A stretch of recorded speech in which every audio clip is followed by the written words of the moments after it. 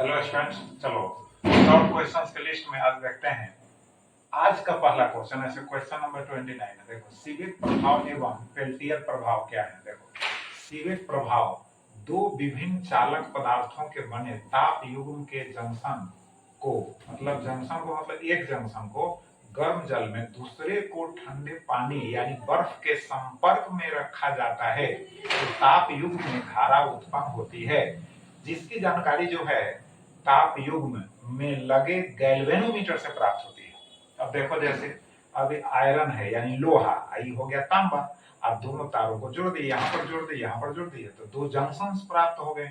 अब एक जंक्शन को गर्म पानी में दूसरे को बर्फ के संपर्क में रखा गया है, तो इस स्थिति में क्या होगा, पोटेंशियल में डिफरेंस होगा, अंतर होगा, विभवांतर उत्पन्न होगा, तो इसमें धारा पैदा हो जाएगी। तो इसमें जो विक्षेप उत्पन्न होता है उसी से जानकारी मिलती है कि धारा इसमें उत्पन्न हुई है, प्रेरित हुई है। ठीक, तो इसको हम कहते हैं सीवेक प्रभाव। अब इसी का प्रतिलोम जो है उल्टा समझो पेल्टियर प्रभाव है। अब इसमें इसी तरह का ताप युग्म होगा, लेकिन न हम गर्म जल में जंक्शन को रखेंगे और न ही बर्फ के संपर्क में जंक्शन को रखेंगे। इसमें सेल लगा दिया गया है, जैसे धारा की दिशा वैसे ही है, सेल लगा दिया गया। तो जो जंक्शन जो गर्म जल के संपर्क में था, अब वो क्या था, वो इसमें जो है ठंडा हो जाएगा, और जो है ना बर्फ के संपर्क में था और वह जंक्शन अब गर्म हो जाएगा। तो जस्ट उसका प्रतिलोम है। अब अगला प्रश्न देखो, एक्स किरणों के दो उपयोगों को लिखे। अगर ऐसा प्रश्न आता है तो चिकित्सा के क्षेत्र में उपयोगिता पहले से भी जानकारी होगी कि एक्स है ना किरणों का उपयोग चिकित्सा के क्षेत्र में, जैसे हड्डी वगैरह टूट जाता है तो उसमें डॉक्टर जो प्रिस्क्राइब करते हैं कि एक्सरे करवाइए। एक्सरे करवाने का मतलब एक्सरेज का जब प्रहार होगा तो हड्डी का जिस तरह का उसमें आकृति टूटा हुआ है उस तरह का फोटो उसमें प्राप्त हो जाएगा। बात समझ गए। तो चिकित्सा के क्षेत्र में उपयोग होता है। दूसरा है जासूसी विभाग में भी। अब सपोज करो कि जासूस सब जो है कॉस्टली जो है बहुमूल्य जो है धातु जो है वह अपने शरीर में कहीं पर छिपा लेता है, ऑपरेट करा के छिपा लेता है, सपोज करो, है ना।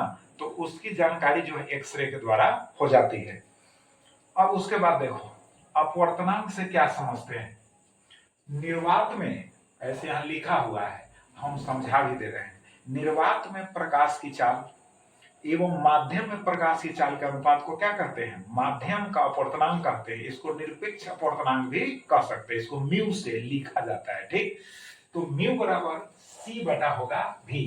अब वायु के लिए क्या होगा, म्यू का मान 1 होगा, पानी के लिए म्यू का मान 4/3 होगा, कांच के लिए म्यू का मान 3/2 होगा, हीरा के लिए म्यू का मान 2.42 होगा, जो महत्तम मान है। कभी कभी ऑब्जेक्टिव क्वेश्चन में पूछ देता है। अगला प्रश्न देखो, वर्ण विक्षेपण से क्या समझते हैं। अब इसका उत्तर यहाँ है, जब सूर्य प्रकाश जो है यानी किसी प्रिज्म से होकर गुजरता है तो 7 रंगों की पट्टी प्राप्त होती है, जिसको हम स्पेक्ट्रम कहते हैं। ऊपर से रेड से शुरू करो और नीचे बैगनी तक आ जाओ, तो रेड से बैगनी यानी लाल से बैगनी तक 7 रंगों की पट्टी प्राप्त होती है। बात समझ गए। और लाल रंग के ऊपर जो अदृश्य प्रकाश है उसका नाम है ना औरक प्रकाश, और बैगनी से नीचे जो अदृश्य प्रकाश है उसका नाम है परावैगनी। अब यहाँ समझा देते हैं चित्र के माध्यम से। देखो, ये प्रिज्म है, प्रिज्म कोण इसको कहते हैं। यहाँ 7 रंगों की पट्टी है, लेकिन हमने दिखाया है 2 ही रंग को, लाल और बैगनी को दिखाया है। बात समझ गए, जगह के अभाव में। तो अब बतला रहे हैं कि विचलन किसका कम होगा, तो लाल का विचलन कम और बैगनी का विचलन जो है ज्यादा है, अपनी रास्ता से ज्यादा कौन से मुड़ गई है। बात समझ गए। अब देखो, ऊपर से जैसे हम नीचे आएंगे, ऊपर से स्पेक्ट्रम में नीचे आएंगे तो क्या होगा, यानी ऊपर से नीचे आने पर तरंग दैर्घ्य जो होता है लैम्डा का मान घटता है। इसका मतलब है कि जो दृश्य प्रकाश है 7 रंगों वाला, इसमें लाल रंग का तरंग दैर्घ्य सबसे अधिक होता है और बैगनी का सबसे कम होता है दृश्य वाला में। ठीक, अब इससे नीचे आएंगे तो इसका और कम होगा, और इसके ऊपर जाएंगे तो ज्यादा होगा, किसका, औरक प्रकाश का। अब बात समझ गए। लेकिन इसका उल्टा तरंग दैर्घ्य जब समझ गया तो इसका उल्टा समझो कि प्रिज्म के पदार्थ का अपवर्तनांक जो होगा उल्टा, जैसे ऊपर से नीचे आते हैं तो तरंग दैर्घ्य क्या होता है, अलग अलग रंग का यहाँ हम बतला रहे हैं। रेड से यानी लाल से बैंगनी की ओर आने पर तरंगदैर्घ्य घटता है, तो प्रिज्म के पदार्थ का अपवर्तनांक क्या होगा, बढ़ेगा। बात समझ गए, अच्छी बात है। अब देखो, अब जो है इसी घटना को हम कहते हैं, क्या कहते हैं बोलो, वर्ण विक्षेपण। अब अगला प्रश्न इसी में है, कोणीय वर्ण विक्षेपण क्या है? तो कोणीय वर्ण विक्षेपण का मतलब है कि ये जो दृश्य प्रकाश है, इनमें से किन्हीं दो रंगों के बीच के कोण को हम कोणीय वर्ण विक्षेपण कहते हैं और उसको थीटा से सूचित करते हैं। तो थीटा बराबर क्या होगा, तो थीटा बराबर होगा डेल्टा भी माइनस डेल्टा आर, अब बराबर होगा म्यू भी माइनस म्यू आर इंटू ए। इसको याद कर लेना, म्यू भी माइनस म्यू आर इंटू ए, पहले भी पढ़ा चुके हैं। अब है कोणीय वर्ण विक्षेपण, इसी का दूसरा पार्ट है ना। कोणीय वर्ण विक्षेपण हो गया, दूसरा पार्ट है वर्ण विक्षेपण क्षमता। अब देखो, वर्ण विक्षेपण क्षमता, कोणीय वर्ण विक्षेपण एवं माध्य रंग के विचलन के अनुपात को हम कहते हैं वर्ण विक्षेपण क्षमता। इसको ओमेगा से लिखते हैं, तो ओमेगा बराबर होगा म्यू भी माइनस म्यू आर, अब बाई होगा म्यू माइनस 1। अब इसका सी में है, प्रकाश के प्रकीर्णन से क्या समझते हैं, तो समझो इसमें लिखा हुआ है, हम लिख दें। जब सूर्य प्रकाश जो है वायुमंडल से होकर गुजरता है, तो वायु के कणों के द्वारा अवशोषित कर लिया जाता है और पुनः प्रकीर्णित कर दिया जाता है। अवशोषित करने के बाद प्रकीर्णित कर दिया जाता है।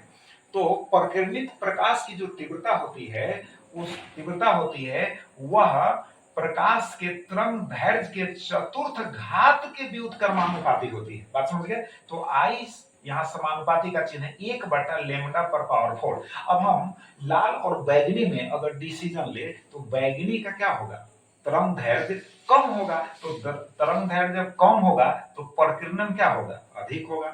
लाल रंग का जो है तरंगदैर्घ्य ज्यादा होता है तो प्रकीर्णन कम होता है ना। अब इस पर आधारित और भी प्रश्न है जो आगे हम बतलाएंगे।